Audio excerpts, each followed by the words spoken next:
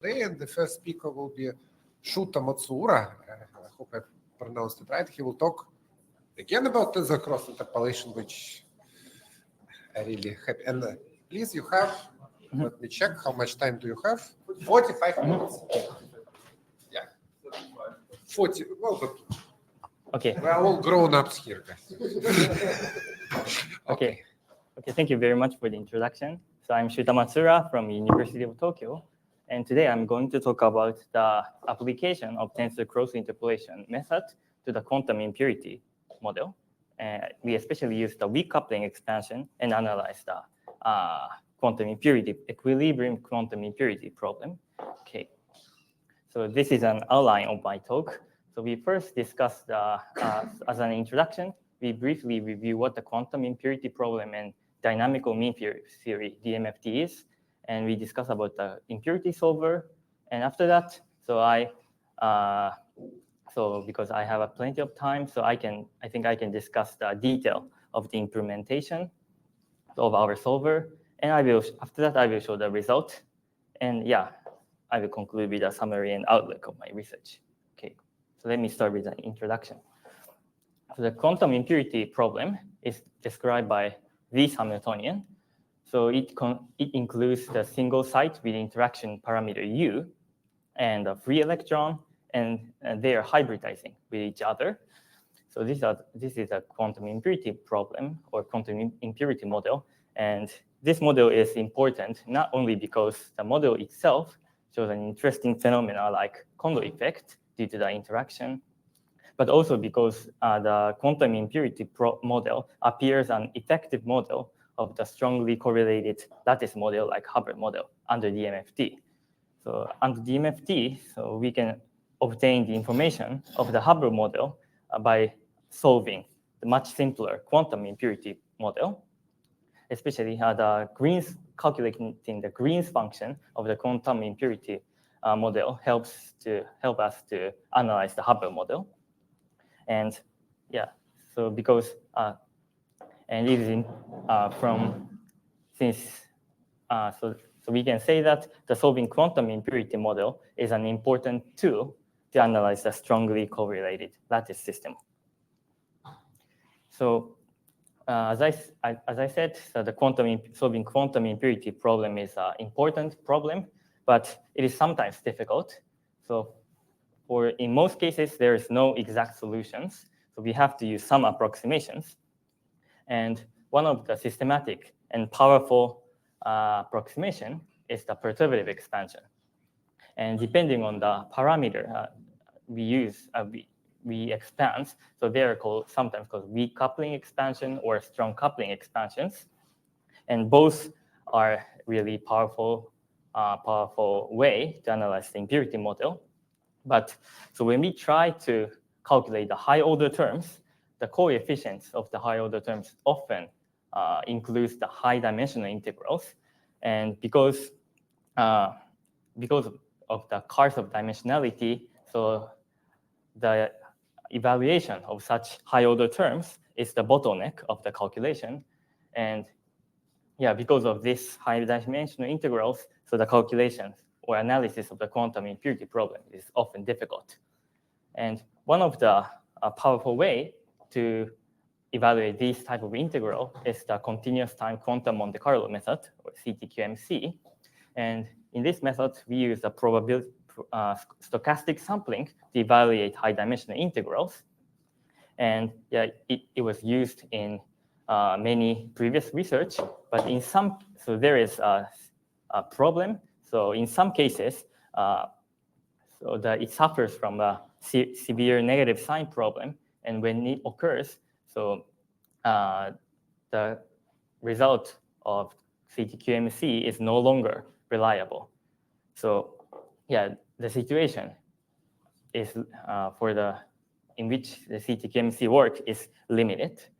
So recently, to overcome these problems, tensor cross interpolation is also used to evaluate this type of integrals. So it is a candidate of a sign problem-free integration. And even when we cannot use Monte Carlo due to the sign problem, so it might be possible to use TCI to evaluate high-dimensional integrals. And there are already several papers on the TCI impurity solvers. So for example, the non-equilibrium impurity problem is solved by weak coupling expansion and strong coupling expansion. And also the equilibrium impurity problem is analyzed by the strong coupling expansion. I think these two are discussed in the talk of Olivier's talk on the first day. And there was a poster for this non-equilibrium strong coupling impurity solver. But when I started the research, so there was no, the equilibrium impurity problem, which is analyzed by weak coupling expansion plus TCI formalism, has not explored.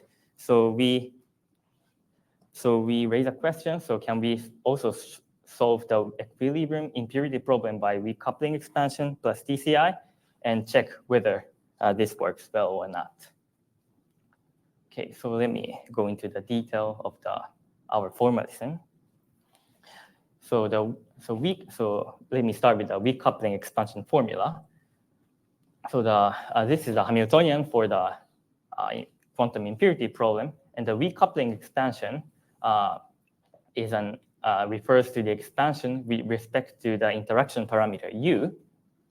And as we learned in the quantum field theory, so the Green's function, which is defined by this, the Matsuura Green's functions, can be written like this, and this kind of fraction, and the denominator and numerator can be written by using Feynman diagrams.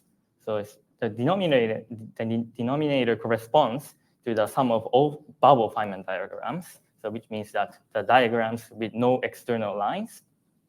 And the numerator corresponds to a diagram, the sum of all Feynman diagrams with two external vertices like these.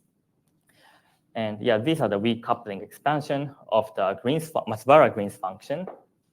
And if you consider carefully, so you notice that this series of Feynman diagrams can be written in a nice way if you use the determinant, which is defined by this.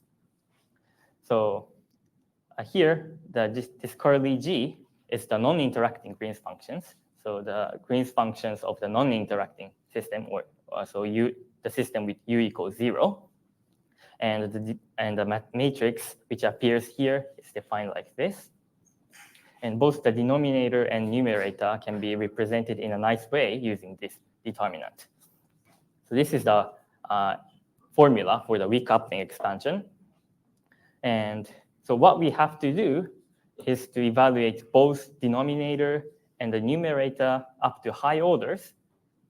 But the problem is that, so as I said, so to evaluate the high order terms, for example, to calculate the coefficient of nth order terms, so we have to perform the n-dimensional integral, and which becomes the bottleneck of the numerical calculation. And to evaluate this type of integrand for the denominator and numerator, we can use the TCI algorithm. So the question, yeah, okay. And so to evaluate high-dimensional integrals, so we use the Gauss-Kronrod quadrature rule and the tensor train decomposition by tensor cross interpolation. So let me let us consider the general n-dimensional integrals like this. And to evaluate these integrals, we first approximate this integral by a discrete sum. And here we use the Gauss-Kronrod quadrature rules.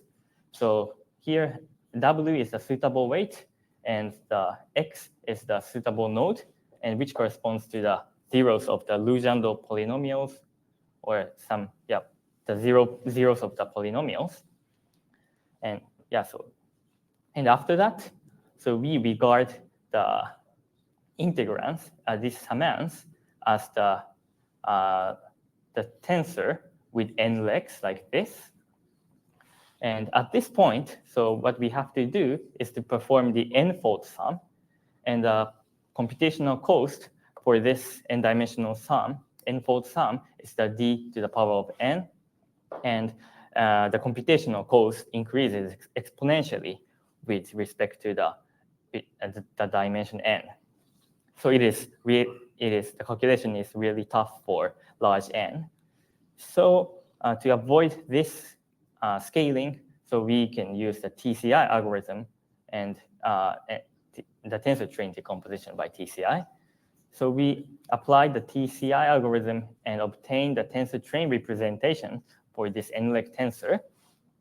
And if the tensor train decomposition is done, so we can evaluate this n-fold sum is decomposed into n independent single-fold sum. And thus, so the computational cost looks like this, where the chi is the bond dimension of the tensor train. And so there is no exponential dependence on this scaling. And thus, we can evaluate the high-dimensional integral relatively easily. And to evaluate this, the high-dimensional integral with this method, so the two conditions has to be satisfied. So one is that the integration domain has to be a hypercube. So we assume that the integration domain is a hypercube like this. And the second condition is that the integrand has to be a smooth function. And there is two reasons for this. And the first one is that so if the integrand is a discontinuous or has a singularity, this approximation is not good. So the Gauss-Kronecker quadrature gives us an accurate result when these summands or integrands are smooth functions. So if these functions has discontinuities, the result is not good. And also, if the integrand has a discontinuity, so it is known that the bond dimension of the tensor typically becomes large due to the discontinuities. So we have to avoid such kind of singularities. And yeah, to apply this method, we have to check these 2 points. So so let's move on to the evaluation of the denominator. So as we check, so the Green's function can be written like this, and we have to evaluate both denominators and the numerators. So let me start with the denominators. Okay, so the nth order contribution to the denominator looks like this. And yeah, and here the integrand p is the product of two determinant, which is defined by this. And to apply the method I explained in the previous slide, so we have to check two conditions. So the first condition was that whether the integrand is a hypercube. And so at this point, the integrand is hypercube. So the first condition is satisfied. And so we have to check the second condition. And unfortunately, the second condition is violated. And this is because that the non-interacting Green's function typically looks like this. And yeah, it always has a discontinuous jump at tau equals 0. And when we look at the matrix, so we have, for example, G tau 1 minus tau 2. And this means that this is this has discontinuity at tau when tau 1 is equal to tau 2. So this has so this integrand has discontinuities over the integration over the hypercube, especially when the tau I is equal to tau j. And we have to remove these discontinuities. So to remove the discontinuities, so we can use the permutational symmetry, which the integrand has. So because of the imaginary time-ordered structure, so we can freely permute these tau 1 to tau n. So the integrand has this kind of symmetry. So the integration domain is a hypercube, but we restrict the integration domain to a simplex, so which is defined by this. And instead, we can cancel this n factorial term. And by this procedure, the integrand, so due to this inequalities, so this discontinuities is avoided in these regions. So we can say that the integrand, so for this integral, so the integrand p is a smooth function over the simplex, this simplex Sn 0 to beta. So because by this procedure, the integrand now becomes the smooth functions on the integration region, but unfortunately, the integration region is not a hypercube anymore, and we have to use the method I explained in the previous slide. We have to map this integration domain back to a hypercube again. And to this end, so we can use a variable transformation, which maps the hypercube to a simplex. And here we use this kind of variable transformation. And at first sight, this variable transformation looks strange, but it is not so complicated one. So this is an n-dimensional version, but yeah, for simplicity, I wrote the figure which represent what this variable transformation looks like for the two-dimensional case. So for the two-dimensional case, the simplex is nothing but a triangle like this. And the variable transformations we used maps this triangle to a square like this. And so we extend this region and make the triangle and transform the triangle to a square like this. And this red dotted line is mapped to a red dotted line in the right figure. So these are the variable transformation we used. And by using this variable transformation, we map the integration domain from a simplex to a hypercube. And instead, so we have a Jacobian of this variable transformation, and the integrand is written in terms of the new variable phi. And because and due to this variable transformation, so the integration region is now hypercube, and so the first condition is satisfied. And since this integrand is a continuous or smooth function on the simplex, and thus this integrand on the right-hand side is also continuous analytic functions on the hypercube. And thus, the two conditions I discussed are satisfied, and we can apply the integration by TCI. Okay, so that's about the denominator. And to calculate the Green's function, we also have to calculate the the numerator, and the numerator was written like this. So the main difference is that the numerator has a dependence on tau, and because of this tau, the situation is a little bit more complicated. So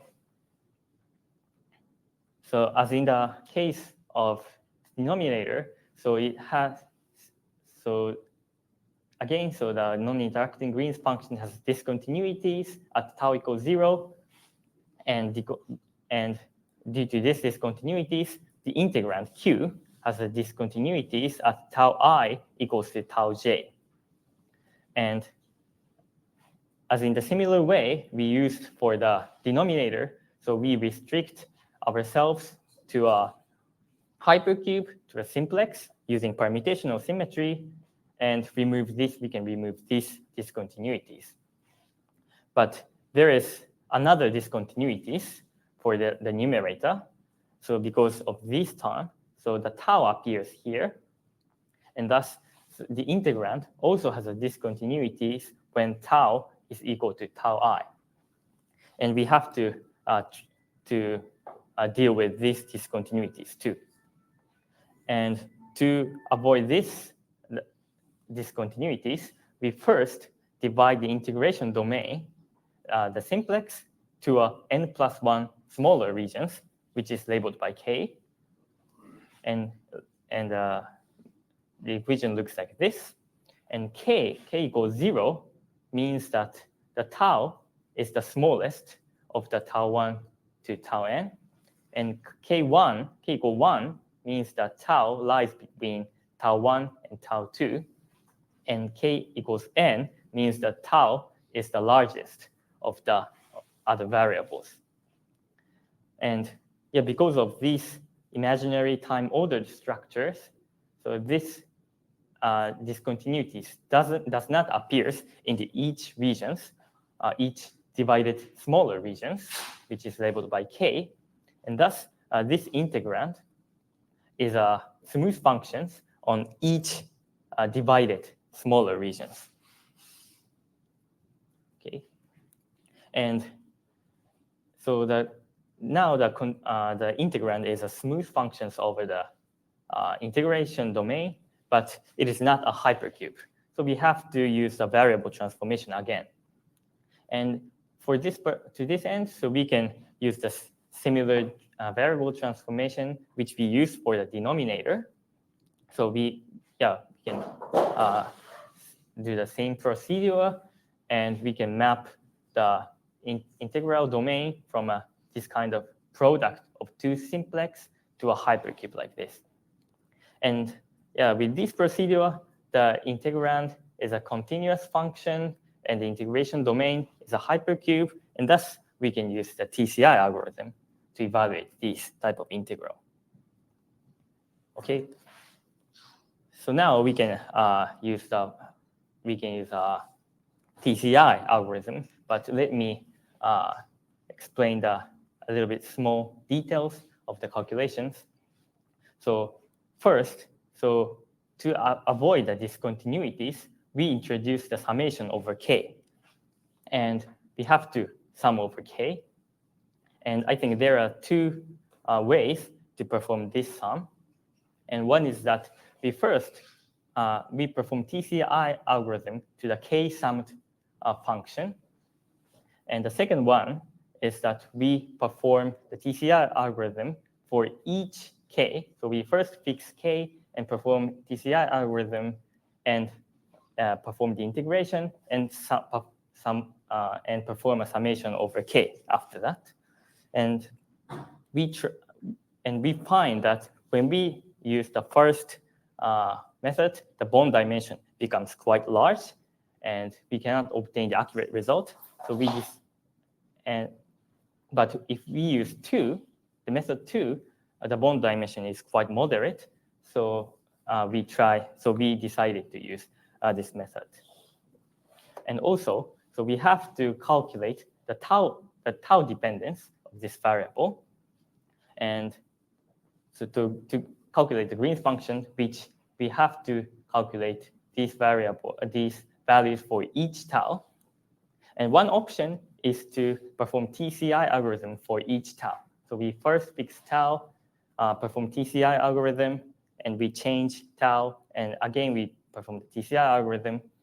So this might be a stable way, but we have to iterate the TCI algorithm many times to calculate by changing tau. So it is a time-consuming. And the second one is that so we first regard tau as an additional leg of the tensor and perform the TCI algorithm. So it looks like this. So we add the leg which corresponds to tau and perform the TCI algorithm and obtain a tensor train representation. And after that, we perform the summation and contraction, and we obtain the tau dependence with a one-shot TCI. And And this method 2 requires the higher bond dimension, but the bond dimension is still moderate. So we find that the bond dimension is still moderate for this method. So we decided to use this one. Okay. So let me go on to the result. So to check for the benchmark, we start with an exactly solvable case. So as an exactly solvable model, we consider this model. So the feature of this model is that the VK down is 0, which means that the down spin cannot hybridize with a free electron bath, and this corresponds to the this is nothing but a corresponding impurity problem or the Parikov-Kimbo model. And since the number of downspin electron is a conserved quantity, we can find an exact solution for this Hamiltonian. And yeah, these are the results of the Matsuura-Green's functions. So the dotted line is the exact Matsuura-Green's function, and the solid line is a result obtained by TCI algorithm. And on the left panel, so we fix the bond dimension to 200 and change the maximum order from 0 to 40. And we can see that as we increase the bond dimension, so it quickly approaches to the exact solution. And when Nmax reaches 40, the exact Green's function is correctly reproduced. And on the right panel, so we fix the maximum order to 40 and change the bond dimension. And when the bond dimension is 1, we have a large difference between the exact solution and the result by TCI. But when the bond dimension becomes 30, so it almost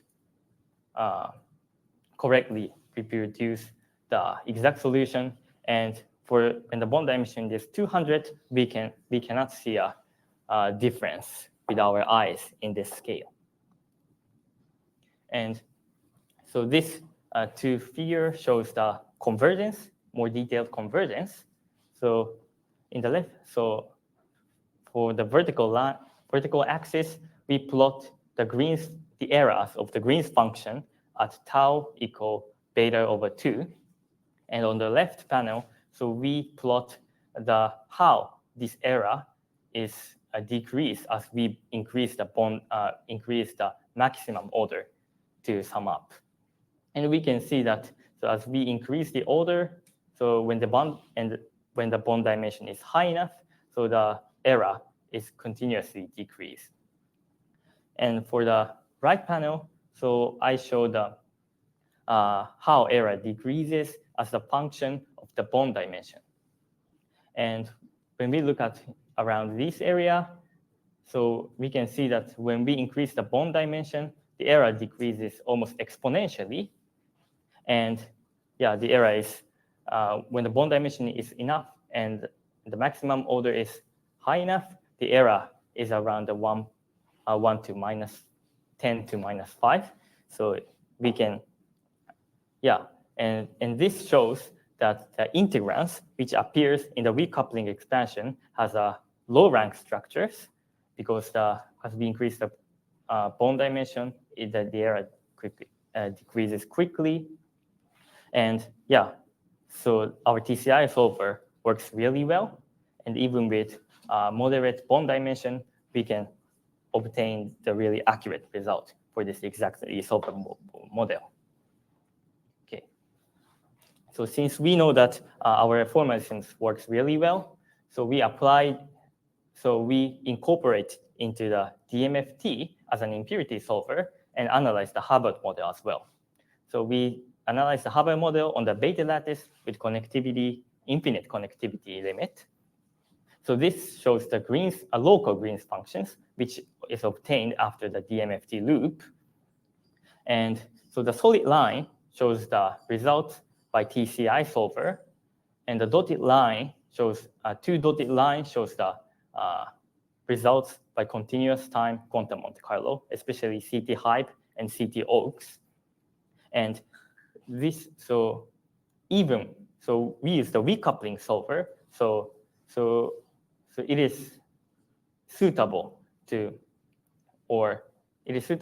analyze the system with small u, but since we calculate the high order terms, like 40th order, so we can show an agreement also in the strong coupling regimes, like u equals 6.0.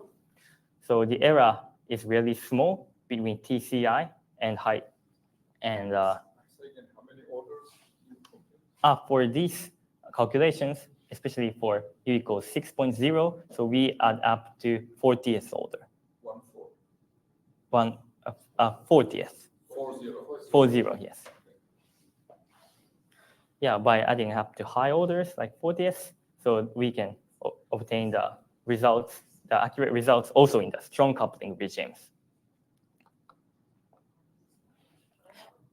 Mm-hmm. Why is CT hype and CT oaks not on top of each other? Sorry? So the CTQMC results, why they are not on top of each other? So this is because the scale is so small. So there is a, Beyond the error of the yeah, so I think if we plot the error, so.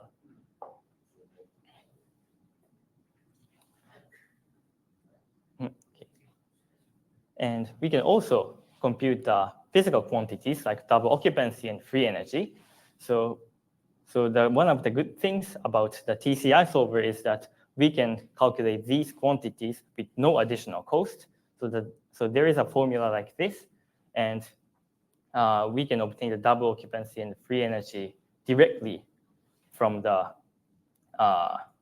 TCI integration by TCI like this.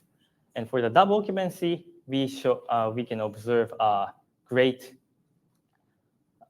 so the result by TCI and Monte Carlo matches really well. So the calculation goes really well. And for the free energy, the Monte Carlo is difficult. So if you use Monte Carlo, it is really difficult to calculate the free energy because it only focuses on the probability, and we cannot obtain the information of the normalization factor or partition function.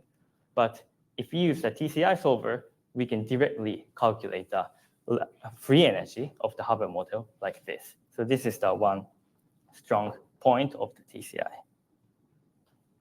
And so this is these results are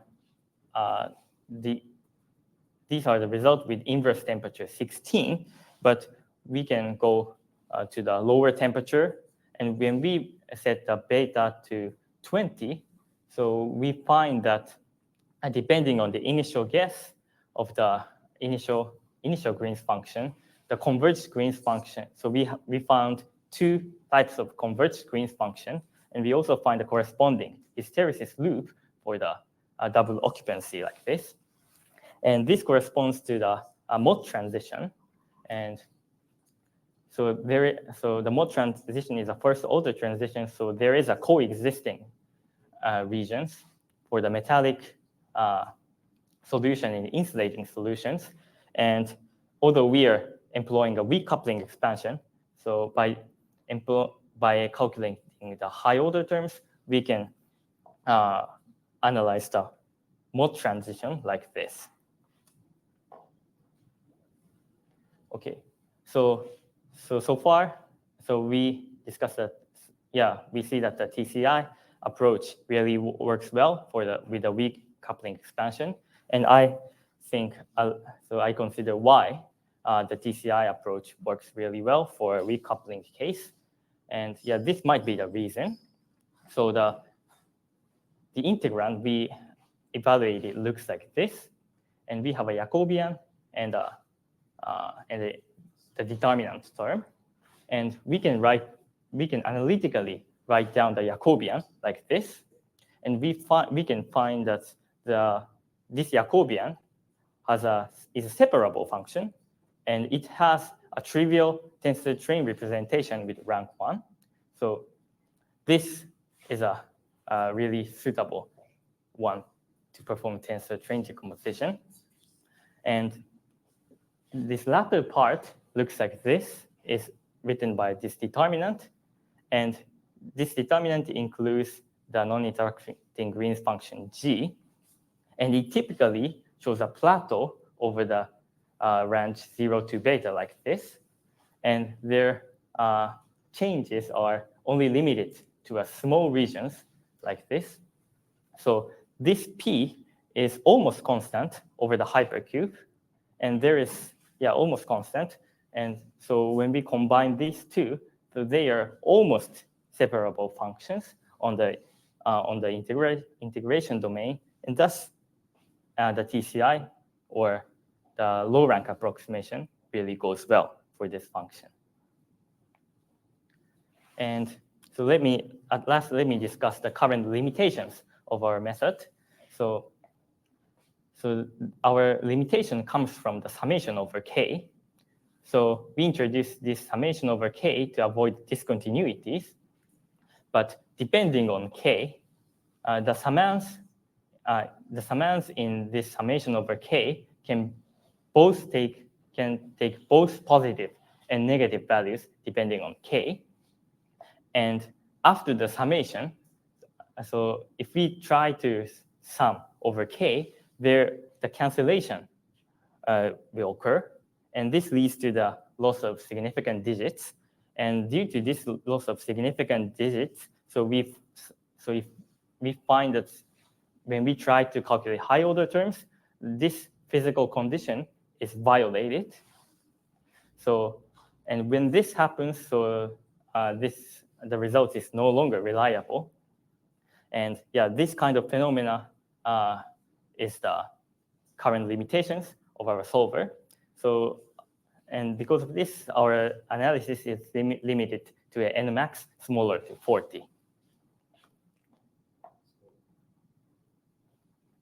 And I think there is still improvement, room for improvement. And so the main bottleneck of the calculation is that, so during TCI, we have to evaluate integrands many times. And so we have to calculate the determinant many times. And each evaluation of the determinant takes the cost of n cubed. So it is a really heavy calculation. And so in the CTQMC solver, the same thing can happen, but there is a kind of fast update algorithm, and the determinant can be calculated with a cost of n squared like this. So we tried to use fast update algorithm like CTQMC, but I think it might be a difficult problem because in CTQMC, so in each Monte Carlo step, the only one imaginary time is changed. So only few elements of these entries of the matrix is changed. And thus we can use the variable, we can use the fast update algorithm and evaluate the determinant in a short time. But in TCI, since we use a variable transformation, so even if we try to change one variable, so that results in the change of all elements of this matrix. So the global structure of the matrix changed, and I think we cannot use the fast update algorithms like in the quantum Monte Carlo. Okay, so this is a summary. So although there is a limitation and room for improvements for the TCI solver, so the weak coupling plus TCI formalism succeed to analyze the metal to Mott insulator transitions of the Haber model. So I think it will be a promising tool to analyze a strongly correlated system. And so maybe the system with severe sign problem like non-equilibrium system will be an important future directions to extend our study. Yeah, thank you for your attention. Thank you.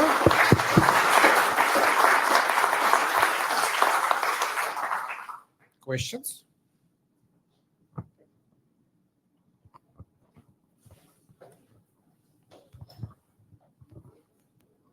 So you have two options of calculating that sum. First was fitting then summing, then fitting the entire sum. Is there Yes, a yes, chance yes. you can actually do it? So sorry. Can you do the first option at all? Ah, That's yes. the question. Yeah, I can do the first. Yeah, this one. Right? So I try both of these and find that the required bond dimension is larger than the second one. But if it's not prohibitive, maybe it would actually work better in the end. Sorry.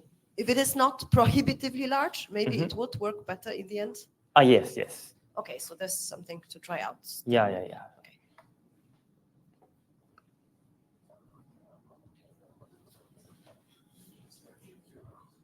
Any more questions? Yeah, so what are the typical ranks that you get, and what are the typical accuracies you need to put to the cross algorithm? Yeah, so if you look at this, so the bond dimension is 30, so we almost obtained that result. By the way, did you check, because you have non-symmetry in your function, right? Because you have ordering. Is there any difference in the ranks for different positions? Or you just fix the max and leave it? Yeah, so here we fix the maximum bond dimension and change the bond dimension. But because they are different through different size, maybe it's interesting to look where they are larger or smaller. That's my comment. Because if you use something with adaptive rank selection, you can actually have faster evaluation rather than fix. Maybe it's 200 only in one place and all others. In the beginning, it's maybe 1, 2, and then 200 somewhere. So it may save you a lot of function evaluations. But you need to have an implementation that can do that. Probably Dmitry has such.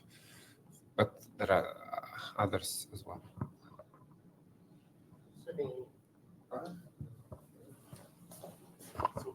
Can you tell us what limits you at order 40? I mean, why do you stop there? Is it the sign that you mentioned? The fact that you cannot train the tensor beyond? Why can't you go to lower temperature? What is the limiting factor? Is it the sign that you mentioned? Yeah. Or is it the fact you can't train the tensor? Yeah, so the main problem is the sign problem, which I mentioned in this slide. Higher ranks, right? In order to evaluate each term, right? Yes. Yeah. So typically the Green's function looks like this, and it takes a really small value near tau equal beta over 2, and this occurs after the cancellation of positive terms and negative terms. We will be happy with 3 digits at beta equal 100. So, we can lose some digits there. So, anyway, we can discuss. Yeah. Any more questions? Well, if not, let's thank the speaker.